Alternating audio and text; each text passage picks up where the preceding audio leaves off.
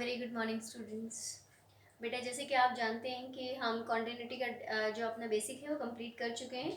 आज हमारा नया टॉपिक हम स्टार्ट करें, दैट इज़ डिफरेंशिएबिलिटी। ठीक है बेटा, जो आपका एक्सरसाइज 5.1 है वहाँ से श्योरली एक 1 मार्क आपका 4 मार्क का क्वेश्चन बनता है। एक क्वेश्चन कंपलसरी आता है आपका यहाँ से। और जो 5.2 ऑनवर्ड्स जितने भी एक्सरसाइजेज हैं वो सब डिफरेंशिएशन से डील करते हैं। कॉन्टिन्यूटी की एक एक्सरसाइज थी जिसका कॉन्सेप्ट हम कंप्लीट कर चुके हैं। ठीक है, तो आज जैसे बेटा हमने कॉन्टिन्यूटी का कॉन्सेप्ट कंप्लीट किया था, आज स्टार्ट करते हैं अपना डिफरेंशिएबिलिटी का कॉन्सेप्ट।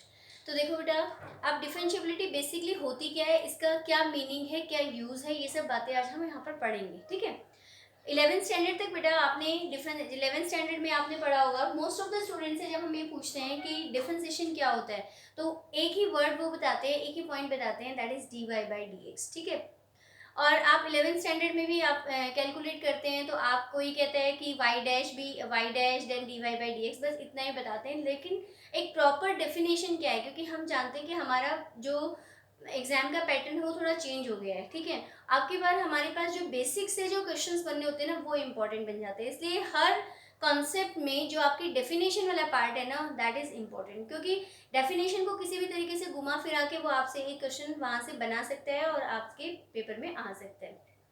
ठीक है, तो बेटा अभी तक हमने 11th स्टैंडर्ड में आपने पढ़ा होगा, हम कहते थे the rate of change of any variable with respect to the other variable, यानी कि किसी भी वेरिएबल के वैल्यू में चेंज आ जाए। जैसे कि अगर x की वैल्यू में चेंज आता है विद रिस्पेक्ट टू y, या y की वैल्यू में चेंज आता है with respect to x, that forms dy by dx और dx अपॉन dy। यही हम बेसिकली याद रखने के लिए डेफिनेशन बताते हैं।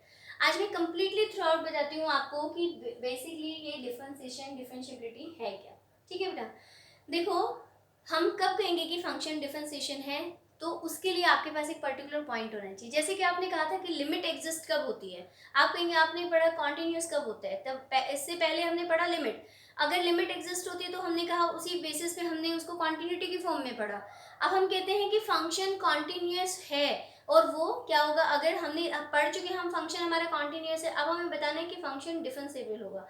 तो फंक्शन है तो हम अगर हम कंप्लीटली डेफिनेशन की बात करते हैं तो हम कहते हैं कि if f is a real function, अगर बेटा मैं f को क्या मान के चलूं, एक रियल फंक्शन मान के चलूं।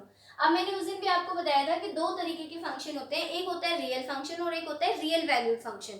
तो रियल फंक्शन की बात कर रहे हैं तो बेटा इसकी जो डोमेन होगी और इसकी रेंज दोनों ही सेट ऑफ रियल नंबर्स होंगी, और जो रियल वैल्यूड होते हैं वो उसमें आके जो आपका रेंज होती है that is the set of real number. ठीक है, तो हम यहाँ से क्या मान के चल रहे हैं कि जो आपका f है वो आपके पास एक रियल फंक्शन है, एंड हम कोई भी पॉइंट मान लेते हैं, लेट सी हमारे पास एक ऐसा पॉइंट है जो कोई भी आर्बिट्रेरी नंबर है जो बिलोंग करता है किन्हीं आर्बिट्रेरी इंटरवल a b से। लेट सी हमारे पास कोई भी पॉइंट हो जो हमारे पास किसी ओपन इंटरवल a b को बिलोंग करता हो, देन हम कहेंगे दिस f इज डिफरेंशिएबल होगा at x is equals to c। उस पॉइंट पे जो आपका फंक्शन होगा वो डिफरेंशिएबल होगा if limit x approaches to c fx minus of f of c divided by x minus of c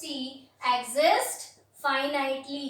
अगर ये जो रेशियो है वो मेरे पास फाइनाइटली एग्जिस्ट करती है, तभी हम कहेंगे कि आपका जो फंक्शन है वो क्या है, डिफरेंशिएबल है। ठीक है, अब आपके पास बात आती है कि ये आप कहते हैं कि limit x approaches to c fx minus f of c upon x minus, ये c क्या है आपका, वो आर्बिट्रेरी पॉइंट है जो हमने किसी भी इंटरवल से लिया है, जो ओपन इंटरवल क्या आता है आपका a और b, और जो कैसे नंबर्स होंगे आपके पास, रियल नंबर्स होंगे। ठीक है, तो बेटा यहां से हम ये कह सकते हैं कि this will implies the value होगी f dash c, that is function differentiable होगा किस पे, एट द पॉइंट c पे। तो उसके लिए कंडीशन क्या बनेगी, limit x approaches to c fx minus f of c by x minus of c। ठीक है, तो ये आपके पास क्या होती है, डिफरेंशिएबिलिटी की डेफिनेशन, कि आपका फंक्शन किसी भी पॉइंट पर डिफरेंशिएबल होगा तो उसके लिए इस रेशियो का फाइनाइट होना आपके पास क्या होगा, फाइनाइटली एग्जिस्ट होना क्या होता है, जरूरी होता है। तभी हम क्या कहेंगे कि आपका f जो होगा वो क्या होगा, डिफरेंशिएबल होगा। ठीक है, अब बेटा देखो, हमने बोला, अगर हम दूसरे कंसेप्ट में बात करते हैं, हमने कहा कि फंक्शन कॉन्टिन्यूस कब था, जब आपकी LHL RHL और function at that point having the same value, यही हमने बोला था कॉन्टिन्यूटी के लिए। अब हम डिफरेंशिएबिलिटी को भी अगर हम इसी लैंग्वेज में पढ़ते हैं तो हम कह सकते हैं, in other language we can say if our LHD that is the left hand derivative और आपका RHD that is right hand derivative, अगर ये आपके पास इक्वल हो तब हम क्या कहेंगे, क्या इंप्लाई करेगा, this will implies your fx is differentiable. तो आपका जो fx होगा वो क्या होगा बेटा, यानी कि फंक्शन जो होगा वो आपका क्या होगा, डिफरेंशिएबल होगा।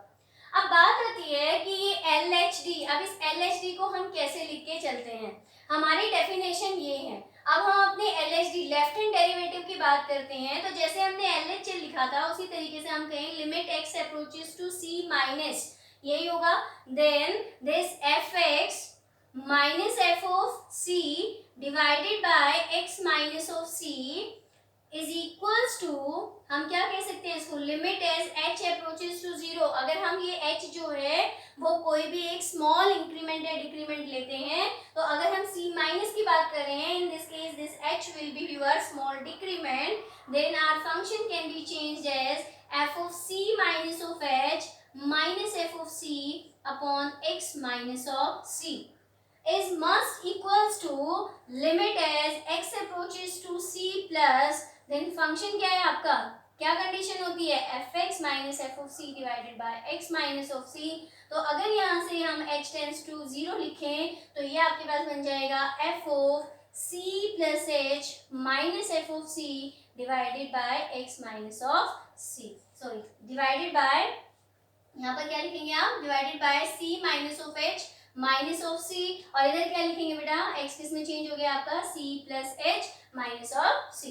तो from here we can say value of LHD that is left hand derivative की वैल्यू कितनी बनती है बेटा, limit h approaches to 0 f of c minus h minus f of c divided by, अगर आप ब्रेसेस को ओपन करते हैं तो माइनस ऑफ h इधर आएगा, is equals to limit h approaches to 0 f of c plus h minus f of c divided by h।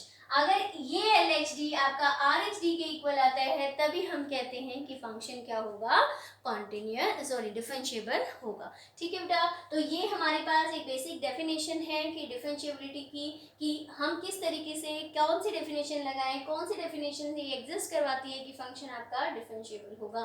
तो उसके लिए फंक्शन का रियल फंक्शन होना जरूरी है। हम कोई भी पॉइंट लेकर चलते हैं, कॉन्टिन्यूटी भी हम किसी पॉइंट पे चेक करते थे, तो डिफरेंशिएबिलिटी भी आपकी किसी पॉइंट पर चेक होती है।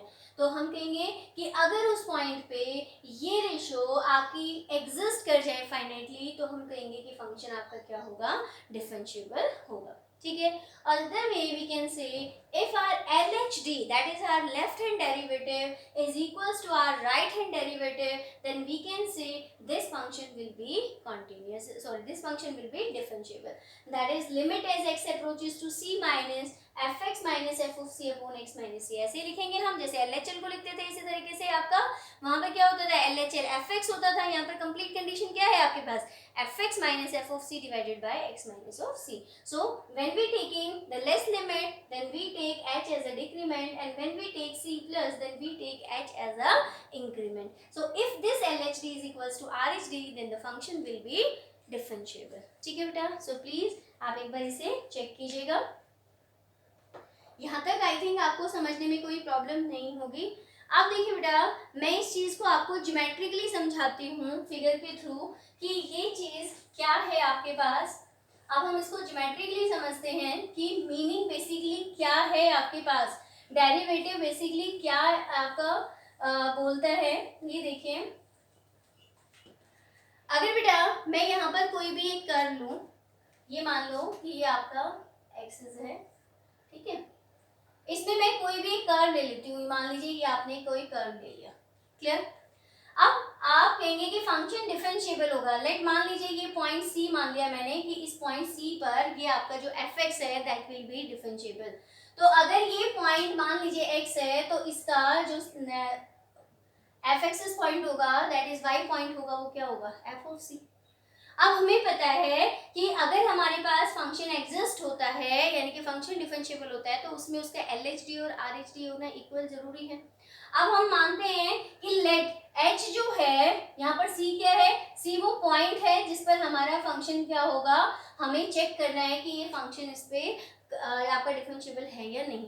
लेट h हम क्या मान लेते हैं, h टेंड्स टू 0 यानी कि वो बहुत ही स्मॉल क्वांटिटी वाला नंबर है जो किसकी तरफ अप्रोच कर रहा है, आपका 0 की तरफ। ठीक है, तो बेटा अगर मैं कहती हूँ या मान लीजिए कि ये पॉइंट c है, तो देखिए ये कुछ यहाँ एग्जिस्ट कर रहा है आपका।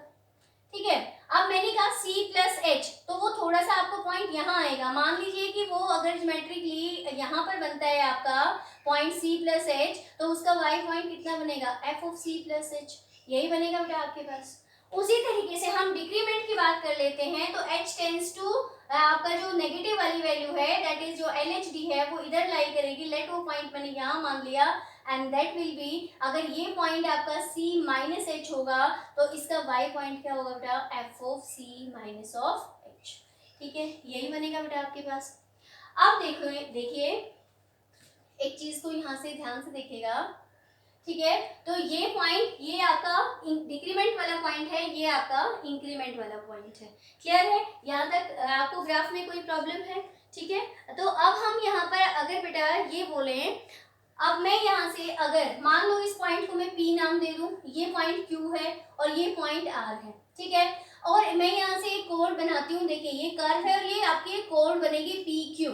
तो अगर मैं यहाँ से slope of line, slope of chord PQ calculate करती हूँ, स्लोप ऑफ कॉर्ड PQ, तो आप बेटा उसको कैसे कहेंगे, क्या आपके पास ऐसे नहीं आ जाएगा कि limit as h tends to 0 f of c minus h minus f of c divided by c minus h minus of c। यही तो होता है स्लोप निकालने का formula, y2 minus y1 upon x2 minus of x1। ठीक है, अब यहाँ से ये आपके पास स्लोप ऑफ कॉर्ड PQ आ गई। अब मैं यहाँ से बोलूँ कि अगर आप इसी तरीके से ये जो आपकी कॉर्ड बन रही है PR, अगर आप यहाँ से स्लोप निकालें, स्लोप ऑफ कॉर्ड PR, तो वो किसके इक्वल होगा बेटा, that is limit as h tends to 0। अगर आप वैल्यू को कैलकुलेट करें तो क्या कुछ ऐसे बनेगी, ये f of c plus h minus f of c divided by c plus h minus of c। तो जरा ऑब्जर्व कीजिए, क्या ये आपके पास यहाँ से देखिएगा, क्या ये आपके पास LHD की वैल्यू है, क्या यहाँ से ये आपके पास RHD की वैल्यू है? क्लियर है, तो हम यहाँ पर कहेंगे कि ये जो ये LHD है ये RHD है, तो ये स्लोप आपस में क्या हो गए, इक्वल। तो अगर ये इक्वल हो गए तो क्या हम यहाँ इस पॉइंट C पर यानी कि जो पॉइंट P है इससे क्या हम एक टेंजेंट ड्रॉ कर सकते हैं, दैट इज ये हमने एक टेंजेंट ड्रॉ कर दिया, तो क्या एक टेंजेंट ड्रॉ किया जा सकता है।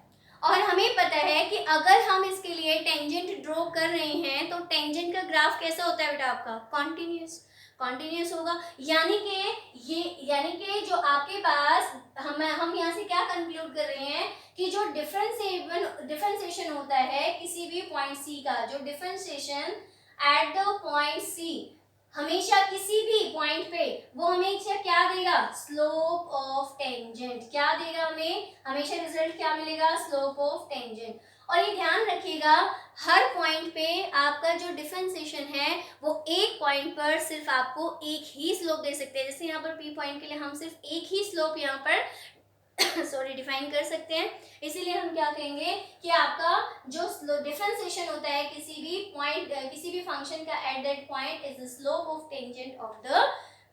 ठीक है, क्लियर है बेटा, तो ये बनता है हमारा डिफरेंशिएशन, तो इसको कहते हैं बेटा हम डेरिवेटिव। ठीक है, क्लियर हुआ। तो ये सिर्फ ज्योमेट्रिकली मैंने आपको समझाने की कोशिश की है कि जिस तरीके से जैसे जैसे आपका एक वेरिएबल की वैल्यू चेंज होती है वैसे वैसे ही आपकी दूसरी वेरिएबल की वैल्यू में चेंज आता है, उसको हम क्या कहते हैं बेटा, डिफरेंशिएशन। ठीक है, क्लियर है। तो ज्योमेट्रिकली भी मैंने आपको बता दिया कि किस तरीके से अगर मेरा code of PQ code of PR के इक्वल है, और अगर हम देखें तो ये बेसिकली हमारे पास LHD है और ये RHD है, तो हमारे फंक्शन कैसा हो जाएगा, डिफरेंशिएबल। ठीक है बेटा, क्लियर है। तो चलिए अब हम नेक्स्ट चलते हैं बेटा। अब हमारे पास एक बात आती है बेटे, हमारे पास एक थ्योरम आती है, इसका प्रूफ कोई इंपॉर्टेंट नहीं है और ना ही आपकी बोर्ड क्लासेस में पूछा जाता है, लेकिन इसका जो कन्वर्स है वो आपसे 1 मार्क में पूछा जा सकता है, ठीक है। तो ये कह रही हैं कि every differentiable function is continuous but converse needs not to be true, ठीक है बेटा। यानी कि हर एक डिफरेंशिएबल फंक्शन क्या होगा, कॉन्टिन्यूस होगा। अगर आप इसको अपने वर्ड्स में समझें तो अभी अभी हमने ये प्रूव किया कि जो फंक्शन डिफरेंशिएबल होगा तो वो हमें क्या कंक्लूड करता है कि उसके लिए हम क्या ड्रॉ कर सकते हैं, एक स्लोप ड्रॉ कर सकते हैं, दैट इज हम टेंजेंट ड्रॉ कर सकते हैं। और टेंजेंट का ग्राफ कैसा होता है आपका, कॉन्टिन्यूस। यानी कि अगर वो डिफरेंशिएबल है तो ऑब्वियस है कि वो फंक्शन कॉन्टिन्यूस भी होगा, ठीक है। लेकिन इसका कन्वर्स दैट इज हम ये कह सकते हैं कि जरूरी हर डिफरेंशिएबल फंक्शन तो कॉन्टिन्यूस होगा but it is not true, यानी कि हम कह रहे हैं but it is that is करके लिख लीजिएगा, but it is not true that every continuous function is differentiable, ठीक है। हम जरूरी नहीं है, ये किसी पर्टिकुलर केस में हो सकता है, लेकिन जरूरी नहीं है कि आपका हर जो आपका जो कॉन्टिन्यूस फंक्शन होगा, हर कॉन्टिन्यूस फंक्शन क्या हो आपका, डिफरेंशिएबल हो, ठीक है। इसको सॉल्व करने के लिए बेटा मैं एक एग्जांपल लेती हूँ। फॉर एग्जांपल मैंने कहा कि आपके पास एक फंक्शन है y जो आपका मॉडुलस ऑफ x के इक्वल है, ठीक है। अब हम यहाँ पर इस मॉडुलस ऑफ x को अगर अपने fx की फॉर्म में लिखते हैं, अगर हम इसको fx बोलें, fx की फॉर्म में लिखें, तो कल भी हमने इस फंक्शन को ऐसे ही कन्वर्ट किया था कि fx को हम कैसे कह सकते हैं, एक हम कह सकते हैं minus of x if x is less than 0, और दूसरा क्या कह सकते हैं बेटा, plus x if x is greater and equal to 0 बोल सकते हैं हम। अब देखिए कल हमने एक प्रूव किया था ना कि आपका मॉडुलस ऑफ x फंक्शन क्या होता है, कॉन्टिन्यूस। अब हम यहाँ पर ये दिखाएंगे कि एक फंक्शन कॉन्टिन्यूस तो है लेकिन डिफरेंशिएबल नहीं है। तो लेट अब हमारे पास वो जो सी पॉइंट जिसके लिए हम डेरिवेशन को चेक करते हैं वो क्या है आपकी बार, यहाँ से 0 है।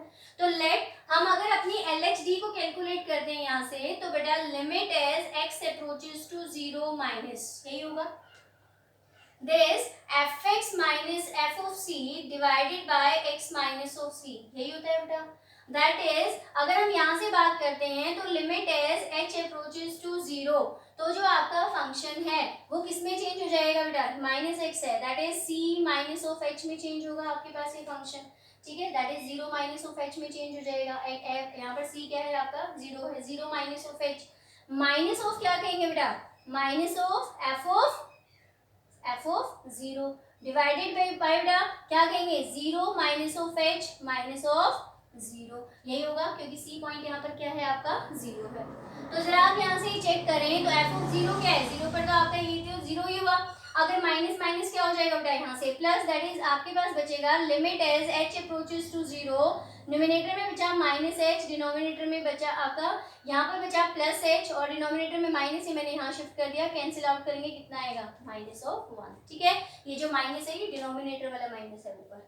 नाउ इसी तरीके से हम अपना RH अगर यहाँ से कैलकुलेट करते हैं बेटा, that is limit as x approaches to 0 plus, तो आप यहाँ से क्या कहेंगे बेटा, fx minus f of c divided by x minus of c, यही आएगा।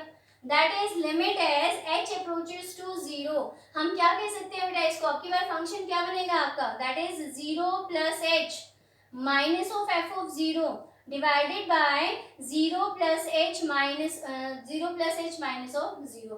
तो यहाँ से कितनी वैल्यू बची बेटा आपके पास, limit as h approaches to 0 h by h means 1। लेकिन यहाँ पर चेक करें कि जो LHD है उसकी वैल्यू तो कितनी है बेटा मेरे पास, -1, जो आपका RH है उसकी वैल्यू कितनी है बेटा आपकी, +1। तो यहाँ से हम ये कंक्लूड कर रहे हैं कि our LHD is not equal to our RH। अगर ये इक्वल होंगे तभी तो हम कहते हैं कि फंक्शन क्या होगा, डिफरेंशिएबल। तो यहाँ पर इक्वालिटी की कंडीशन नहीं है, that is function are not differentiable, ठीक है। तो ये एक ऐसा एग्जाम्पल है बेटा कि फंक्शन यहाँ पर कॉन्टिन्यूस तो है लेकिन वो डिफरेंशिएबल नहीं है, ठीक है। तो 1 मार्क में आपसे पूछा जा सकता है कि give an example of a function which is continuous but need not to be true that it is differentiable. तो आप वहाँ पर मॉडुलस ऑफ फंक्शन का एग्जांपल दे देंगे, इसलिए ये यहाँ पर करवाना इम्पोर्टेंट था। ठीक है बेटा, so please have a look on this.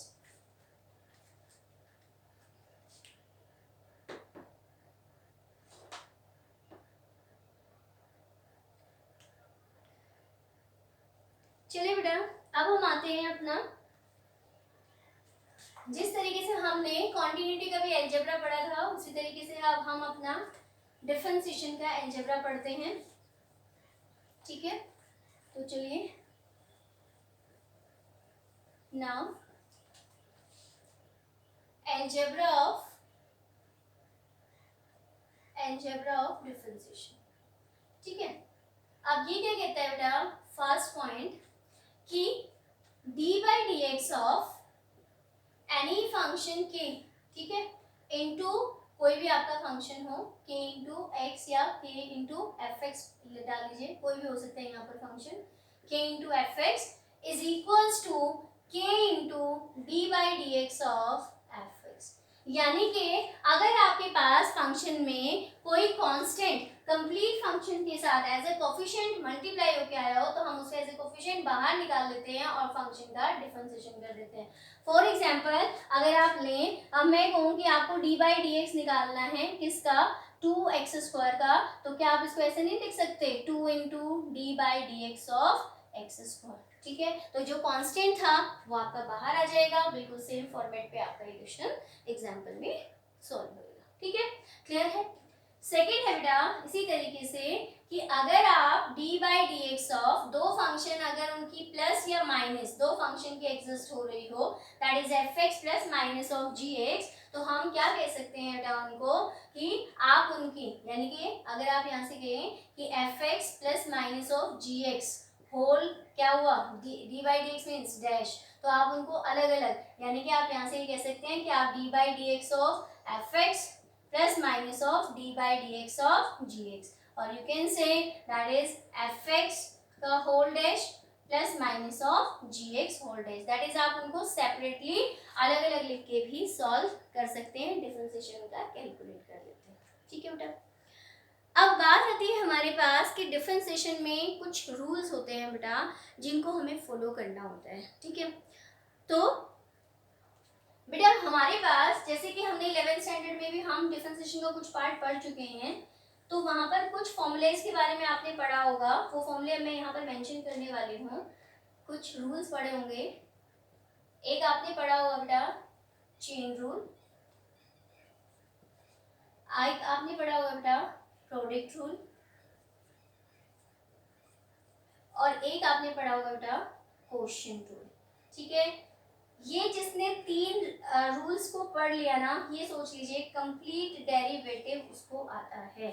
ठीक है, अब देखिए प्रोडक्ट रूल में तो क्या होता है आपके पास, पहले अगर मैं प्रोडक्ट रूल को डिफाइन करूं, कि प्रोडक्ट रूल में क्या होता है बेटा, कि हमें डी बाई डी एक्स निकालना होगा। प्रोडक्ट नाम सजेस्ट कर रही है, यानी कि दो फंक्शन होंगे, एक यू होगा और एक वी होगा, तो हमें इन फंक्शन का अगर डेरिवेटिव करना है, दो फंक्शन, यू के प्लेस पे कोई भी पॉलिनोमियल फंक्शन होता है, हो सकता है, वी के प्लेस पे आपका कोई भी ट्रिग्नोमेट्रिक फंक्शन हो सकता है, अगेन एक आपका पॉलिनोमियल हो सकता है, आपका लॉगरिथम फंक्शन हो सकता है, एक्सपोनेंशियल हो सकता है, whatever it will be.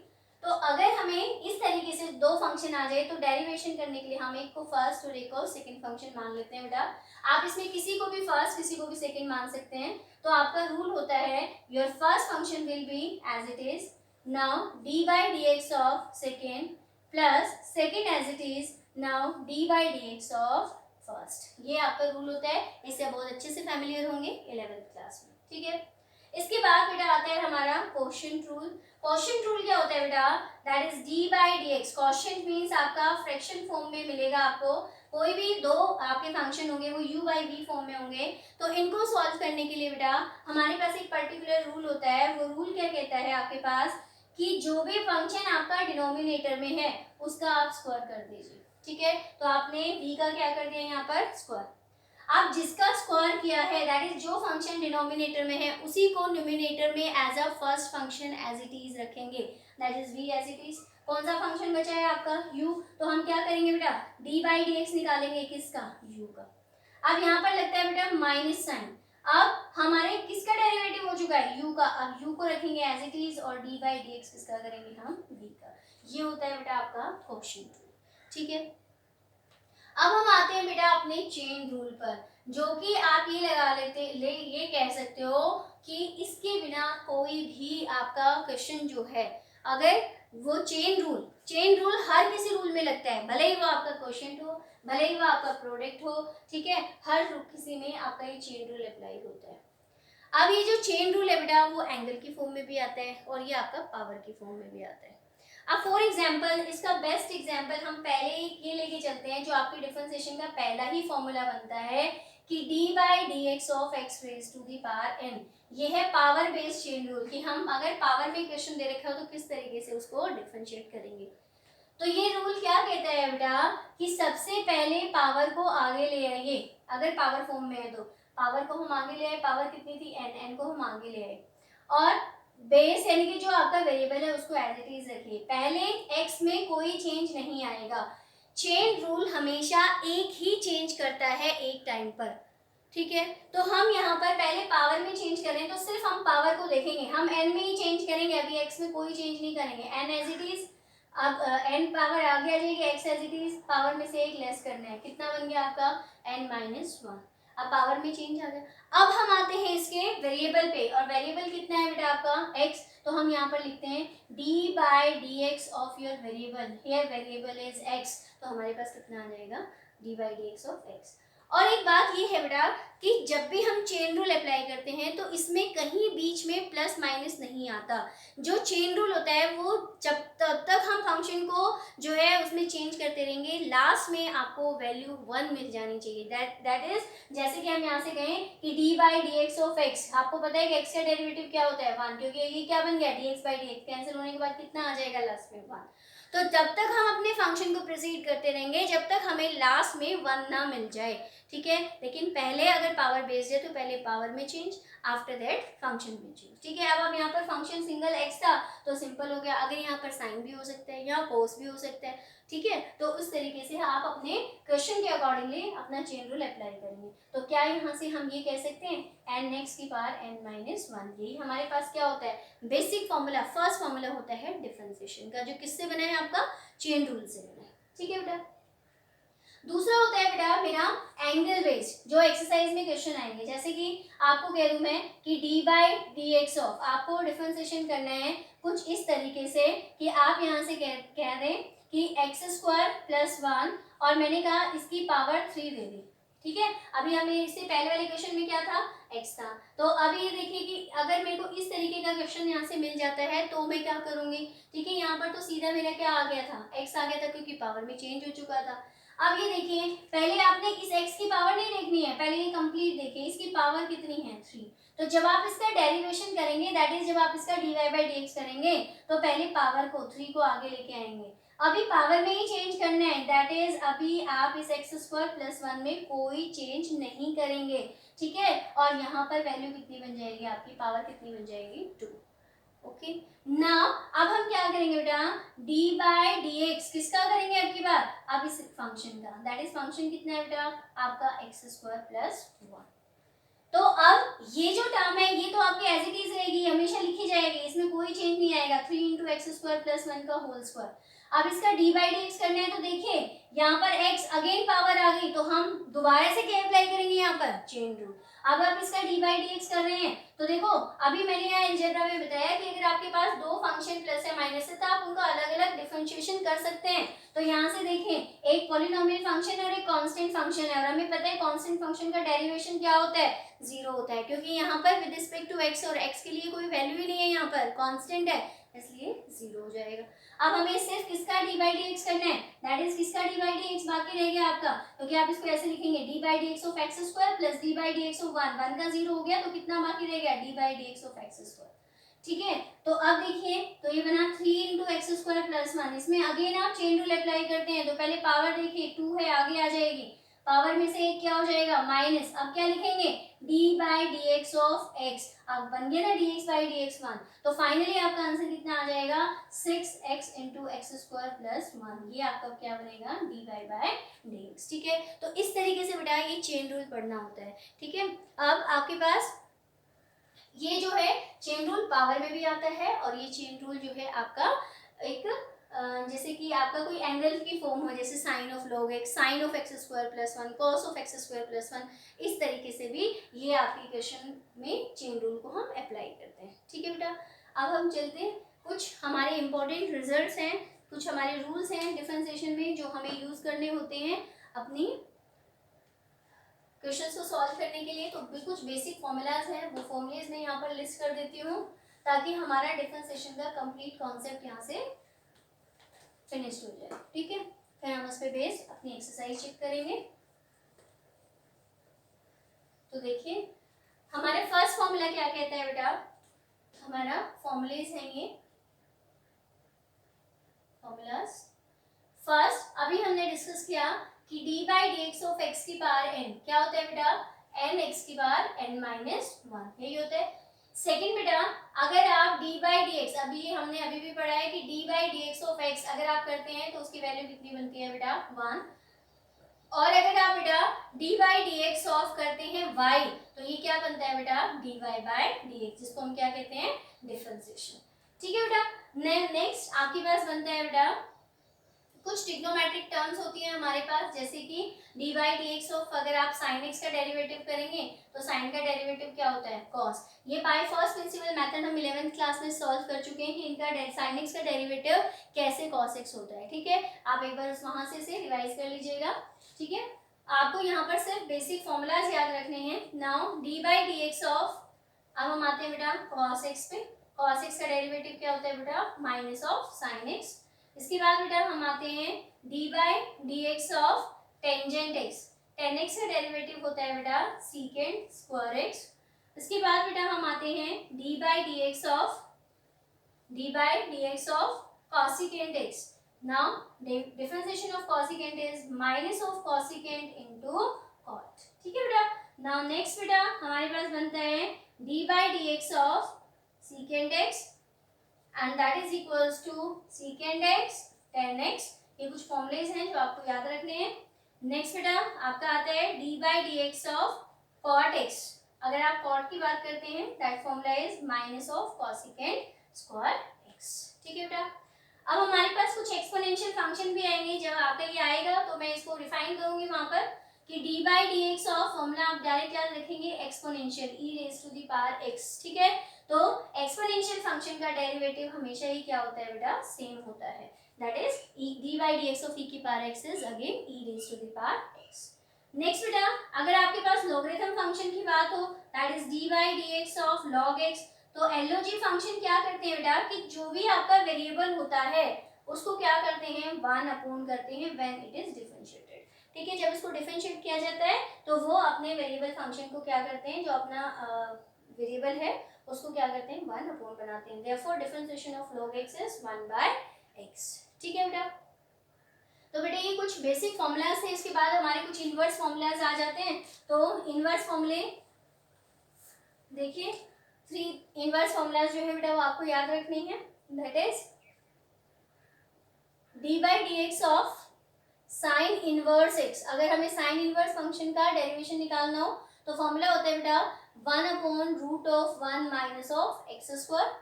Then beta if we are find out the differentiation of cos inverse x, अगर cos inverse x का निकालना हो तो बेटा -1 upon root of 1 minus x square।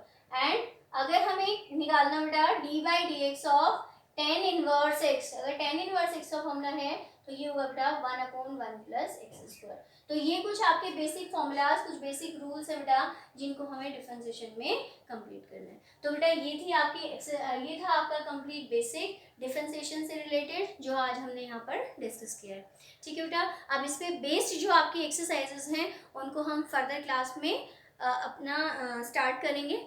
लेकिन आज अपना होमवर्क आपका यही रहेगा कि जो आपने कॉन्टिन्यूटी का और जो आपने डिफरेंशिएबिलिटी का कॉन्सेप्ट पढ़ा है उस कॉन्सेप्ट को आप अच्छे से रिवाइज करें।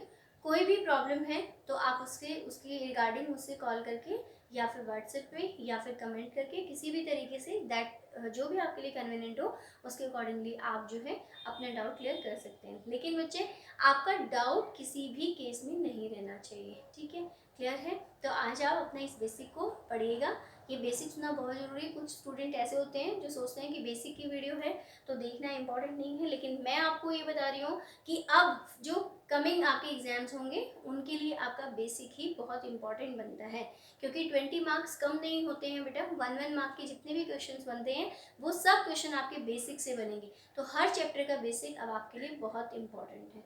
ठीक है बेटा, सो आप इसे पढ़िए, ठीक है, और अच्छे से अपना हर कॉन्सेप्ट की क्लैरिटी से आगे बढ़ते चले जाइए। ठीक है, thank you and have a nice day.